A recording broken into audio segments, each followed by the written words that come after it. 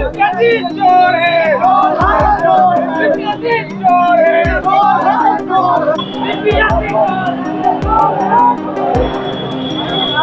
लोग एग्जाम छोड़ने के तैयार हैं, एक ही साथ एग्जाम का पेपर फटेगा, लेकिन जो है ना फिर एग्जाम नहीं देना है। जब हो एग्जाम, लेकिन हो 1 शिफ्ट में एग्जाम। 6.5 लाख विद्यार्थियों का 67 में एग्जाम बीपीएससी ने 1 शिफ्ट में लिया है, और इस बार तो 5 लाख ही विद्यार्थी है। नॉर्मलाइजेशन की मांग है हमारी, कोई नॉर्मलाइजेशन हमें नहीं चाहिए, एक तरह का पेपर चाहिए, केवल एक ही मांग है हमारी। क्या लगाएंगे इसके लिए प्रक्रिया? आपके पास कोई प्रक्रिया नहीं है। जीएस फील्ड में अगर किसी के लिए हिस्ट्री इजी है, किसी का पहले ऑप्शनल हिस्ट्री रहा है तो वो हिस्ट्री का अच्छा मार्क्स गेन कर लेता है, किसी का साइंस अच्छा है, किसी का, तो आप इस पे आप कैसे करेंगे? क्या पैटर्न अपनाएंगे? तो तैयार हैं कि 13 को हमें एग्जाम देना है, और लेकिन आज देखिए हम कहाँ पर आ गए, रोड पर आ गए। क्यों? अपना हक मांगने। आयोग को देखिए ना, आज इतना बड़ा महत्वपूर्ण पेपर है, जब एग्जाम में जिसका 10 दिन बचा है, आयोग के चेयरमैन साहब छुट्टी पर चले गए, कोई स्पष्टीकरण नहीं। अब आना जरूरी है ना, सिर्फ हम अकेले की लड़ाई नहीं है, सभी की लड़ाई है। पहली बार हो गया 3 कलर का पेपर, बड़ी दुर्भाग्य की बात है। ब्राउन कलर, ब्लू कलर और रेड कलर का पेपर आएगा। आयोग की जिम्मेदारी होती है कि समय समय पर निर्धारित करे, सारे नोटिफिकेशन जारी करे। ऐसा नहीं है कि आप एग्जाम से 7 दिन पहले क्लियर करेंगे कि पेपर कैसा होगा, कब होगा, किस तरह होगा, ये स्टूडेंट को नहीं चलेगा। यहाँ सड़क पे आज उसका विरोध कर रहे हैं। ये कहीं न कहीं से प्रक्रिया पूरी तरह से बेबुनियाद है और ये विसंगति है, इसका हम विरोध करते हैं। भारत में अब एक ऐसा माहौल हो गया है कि कोई भी एग्जाम हो और उसके पहले एक बड़ा आंदोलन ना हो तो एग्जाम सही रूप में नहीं माना जाता है।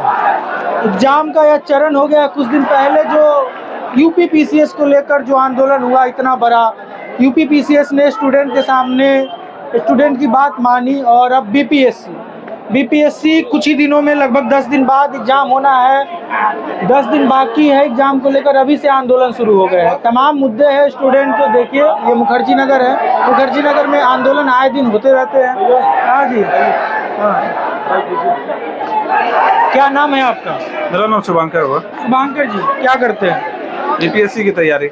13 तारीख को आप लोग का एग्जाम है, अभी आप लोग 10 दिन पहले प्रदर्शन करने लगे, इसलिए कि उन्होंने कुछ नोटिफिकेशन में अपने क्लियर नहीं किया हुआ, और उनका जो रवैया है वो बिल्कुल हाईली रिस्पॉन्सिबल है। वो एग्जाम ले रहे हैं और एग्जाम को वो एग्जाम के तरह नहीं ले रहे हैं, मतलब कोई नोटिस नहीं, अचानक से बम फोड़ देना। दूसरी बात, एक सर्कुलेट हो रही है नोटिस जिसमें वो नॉर्मलाइजेशन की बात कर रहे हैं, वो डायरेक्टली नहीं कर रहे हैं, वो अपने नोटिस में भी लिखे हुए हैं। तो जाहिर सी बात है नॉर्मलाइजेशन वो अप्लाई होगा।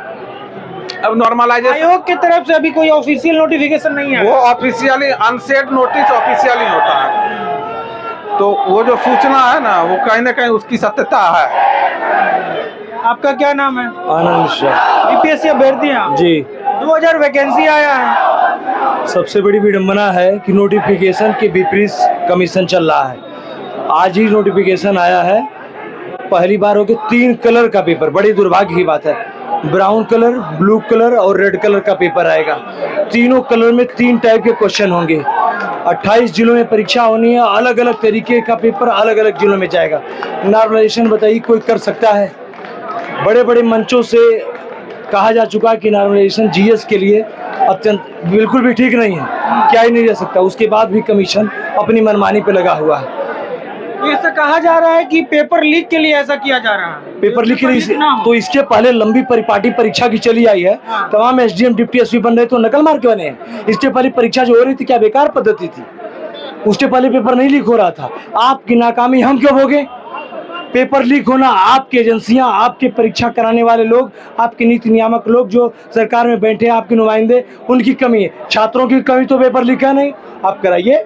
इसके पहले भी तो परीक्षाएं होती थी ना, लोग डिप्टी एसपी एसडीएम बनते थे ना। अचानक से एक साथ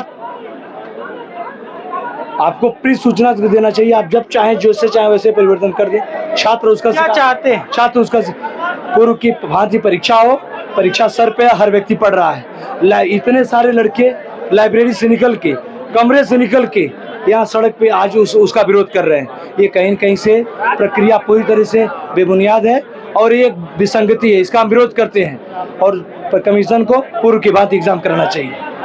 चलिए शुक्रिया। जब भी वैकेंसी बीते महीने आ रही है पूरे देश में, तो एग्जाम से पहले आंदोलन तय माना जाता है। सबसे पहले आंदोलन इसलिए तय माना जाता है कि आयोग की जिम्मेदारी होती है कि समय समय पर निर्धारित करे, सारे नोटिफिकेशन जारी करे। ऐसा नहीं है कि आप एग्जाम से 7 दिन पहले क्लियर करेंगे कि पेपर कैसा होगा, कब होगा, किस तरह होगा, ये स्टूडेंट को नहीं चलेगा। तो हम स्टूडेंट जो है एक पहले से ही जैसे तह में तैयारी होती है वैसी ही तह में तैयारी करता रहता है। अगर आपको नोटिफिकेशन निकालना है, आप स्पष्ट निकालिए, तो हम 10 दिन पहले क्यों एग्जाम आंदोलन करेंगे? हम 3 महीने पहले आंदोलन करेंगे। लेकिन बीपीएससी ने एक भी स्पष्टीकरण नहीं दिया था, अब स्पष्टीकरण दे रहा है कि 3 तरह का पेपर लेगा। हम कोई नो नॉर्मलाइजेशन की मांग है हमारी, कोई नॉर्मलाइजेशन हमें नहीं चाहिए, एक तरह का पेपर चाहिए, केवल एक ही मांग है हमारी।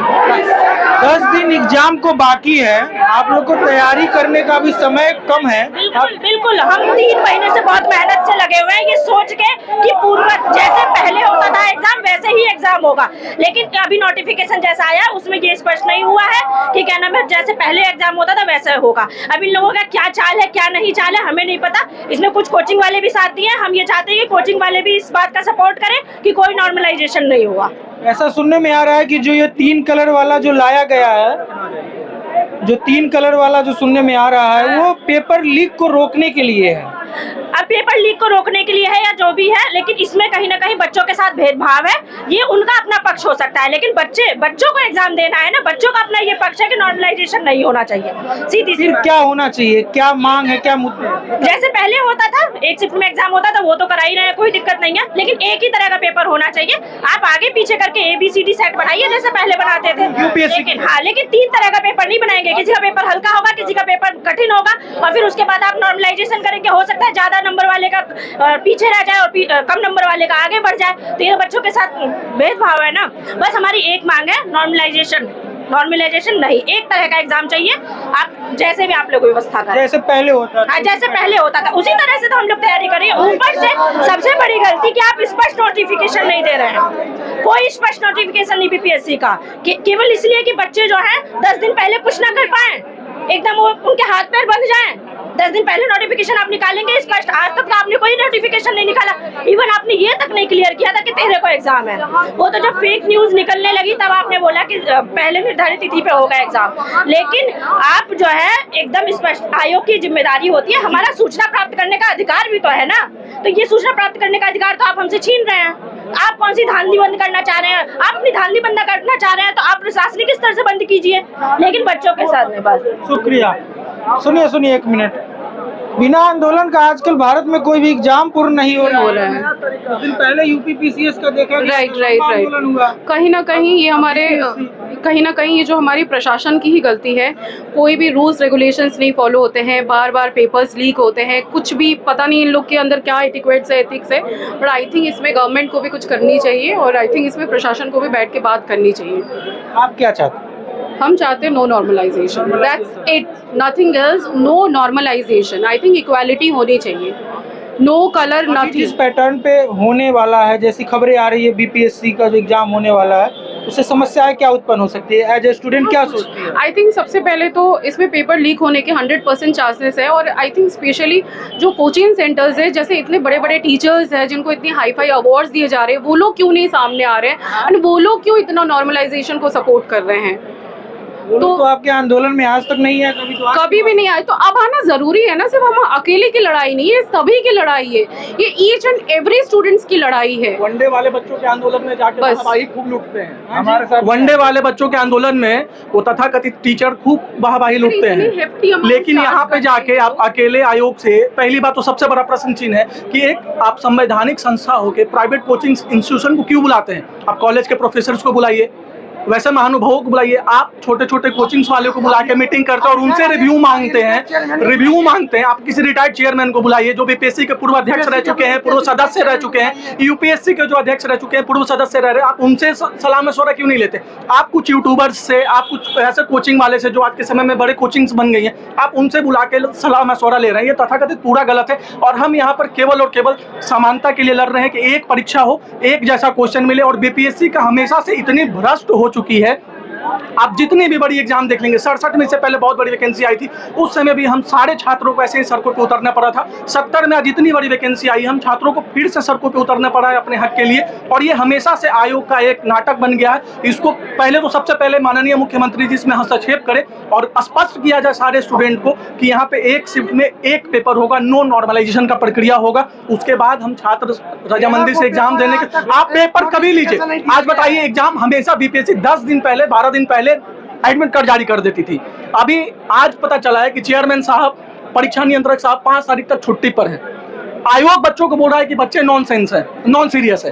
भैया आयोग को देखिए ना, आज इतना बड़ा महत्वपूर्ण पेपर है, जब एग्जाम में जिसका 10 दिन बचा है, आयोग के चेयरमैन साहब छुट्टी पर चले गए, कोई स्पष्टीकरण नहीं। सुबह में 8-9 बजे बच्चों के पास एक मैसेज आता है, एक पेपर वायरल होता है जिसमें नॉर्मलाइजेशन का बात किया जा रहा है, तो ये तो सरासर गलत है ना। आज हम अपना इतना कीमती वक्त छोड़ के आज सड़कों पर उतरे हैं, केवल और केवल। एक बात बताइए, बीते कुछ सालों में ऐसा देखा गया है कि कोई भी एग्जाम की वैकेंसी आती है, उसके पहले एक प्रक्रिया हो गया आंदोलन। इसका सबसे बड़ा कारण क्या है? इसका सबसे बड़ा कारण है भ्रष्टाचार, और इसका एक और बड़ा कारण है कि अब छात्र जो है जग चुके हैं और छात्र एकता स्थापित हो चुका है। और छात्र एकता के लिए हम कहना चाहेंगे, छात्र एकता जिंदाबाद। हम लोगों ने प्रदर्शन किया था इलाहाबाद आयोग में, जो है जाकर के हमने यूपी लोक सेवा आयोग में किया था। सेम यही चीज थी वहाँ पर भी, लेकिन हम वहाँ पर जीते, हमने अपने हक की लड़ाई लड़ी। तो सेम चीज यहाँ पर है। अब हम इंतजार कर रहे थे कि हमें 1-2 दिन में एडमिट कार्ड आ जाएगा, फिर हम अपना टिकट निकालेंगे, एग्जाम देने जाएंगे, और अभी मैसेज मिल रहा है कि नहीं नॉर्मलाइजेशन लागू होगा। ये क्या है? आप हमारे साथ अन्याय कर रहे हैं। ये आप सर खत्म करिए, हमें नॉर्मलाइजेशन नहीं चाहिए। अब पता लगा आप किस आधार पर आप बताएंगे कि कौन सा पेपर आसान था, कौन सा पेपर टफ था, आप बताइए ना।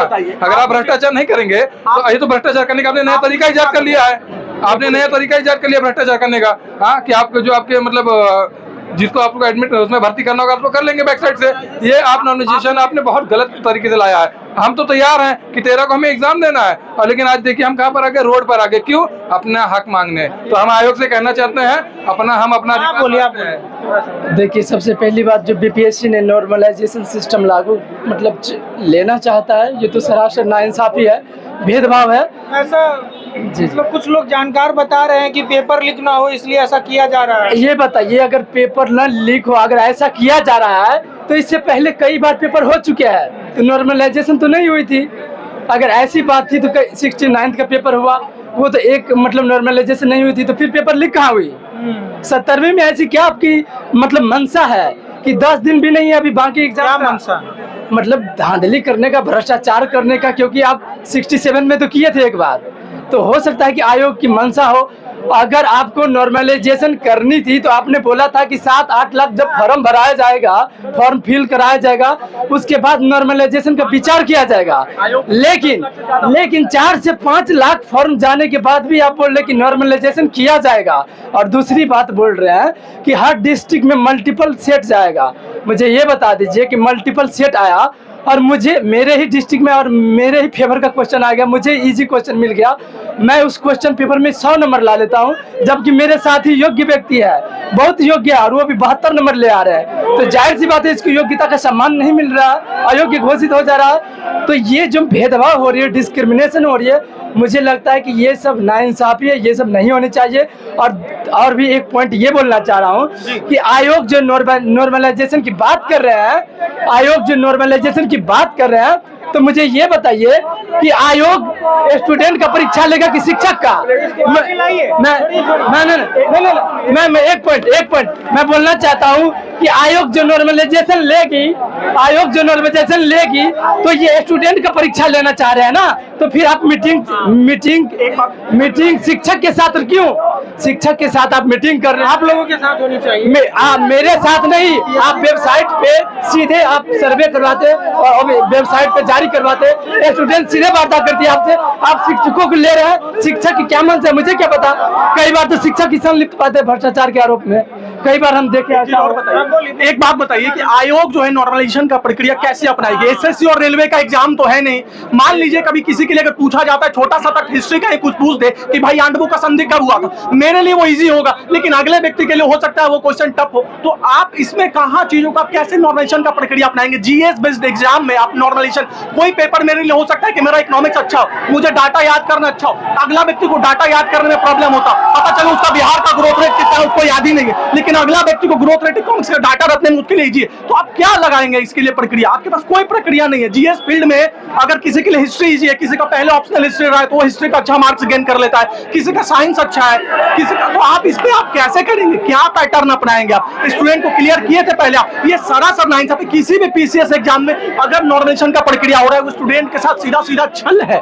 ये रेलवे का एग्जाम नहीं है, ये एसएससी का एग्जाम नहीं है जहां गणित पूछा जा रहा है, जहां रीजनिंग पूछा जा रहा है और उस बेसिस पे आप बच्चों को नंबर दे रहे हैं। भारत में आंदोलन एक प्रक्रिया हो गया है जहां तक पिछले बीते सालों से देखा जा रहा है।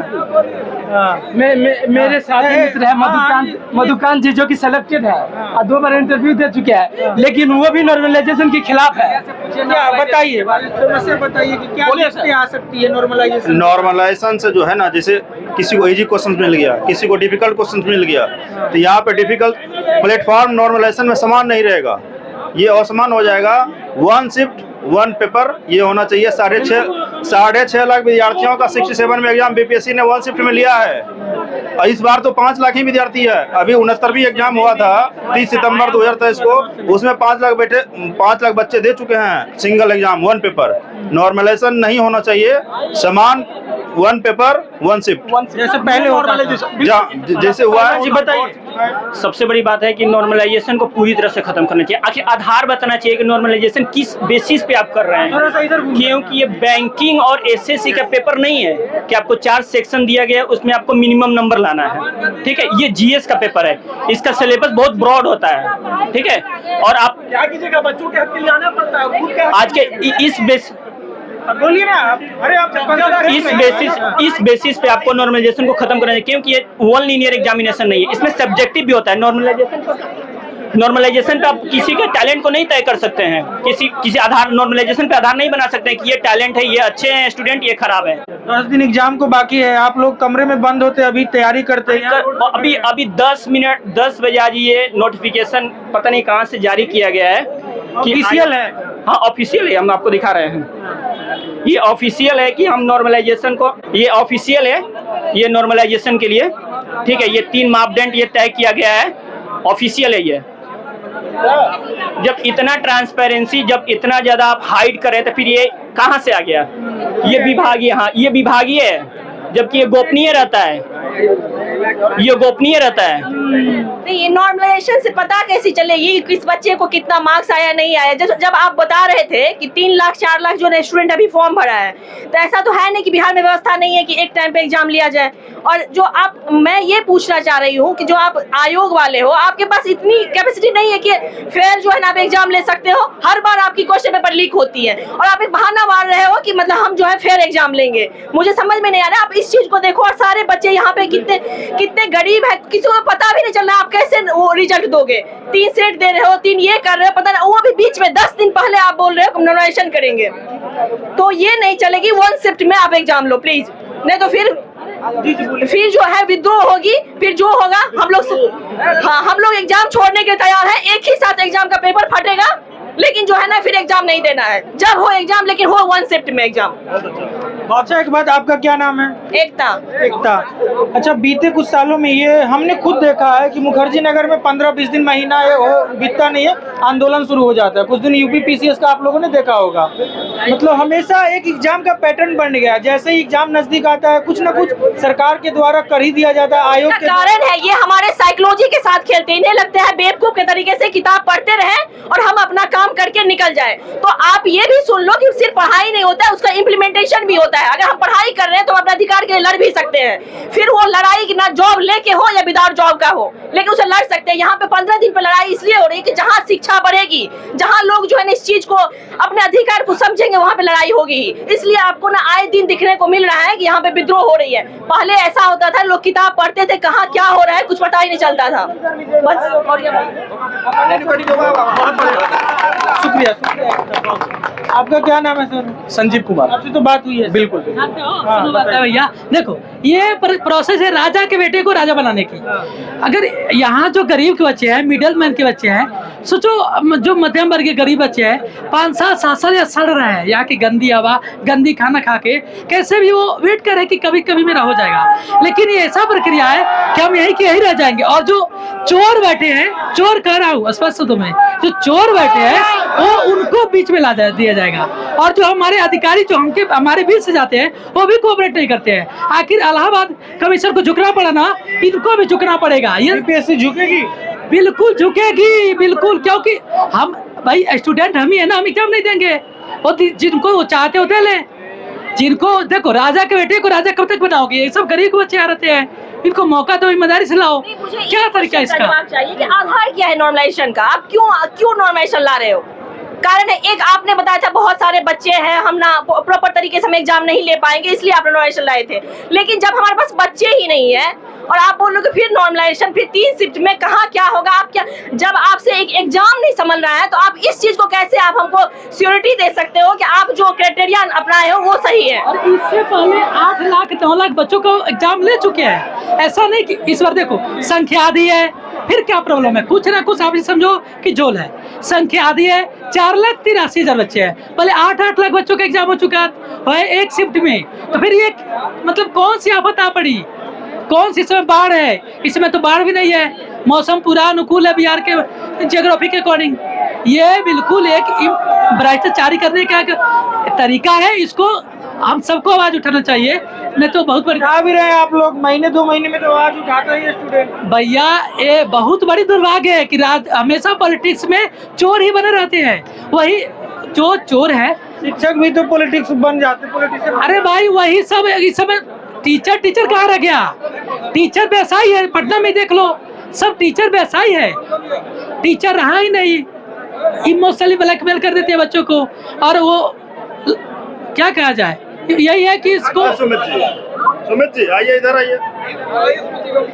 तो ये भारत है। बीते कुछ सालों में हमने देखा है कि कोई भी एग्जाम हो उसके पहले आंदोलन एक प्रक्रिया बन गया है। अभी बीपीएससी एग्जाम होने में मात्र 10 दिन बाकी है और एग्जाम से पहले ये समय बहुत ही महत्वपूर्ण होता है स्टूडेंट के लिए। ऐसा माना जाता है कि अभी का एक दिन बीते महीनों का एक महीने के बराबर होता है। अभी आप देख सकते हैं कि तमाम छात्र, एक बार आप पीछे दिखाइए, तमाम छात्र बीपीएससी के खिलाफ अपनी नाराजगी जाहिर कर रहे हैं और मुखर्जी नगर में ये आंदोलन हो रहा है। छात्रों का मांग है कि नॉर्मलाइजेशन नहीं किया जाए। जिस तरीके से पहले बीपीएससी एग्जाम लेती थी उसी प्रक्रिया पे बीपीएससी एग्जाम को चलाए। आपने छात्रों को सुना कि छात्रों की क्या नाराजगी है, क्या मांग है। आप देख रहे थे पीटीएस इंडिया, मैं विक्रम बिंदांजू, धन्यवाद।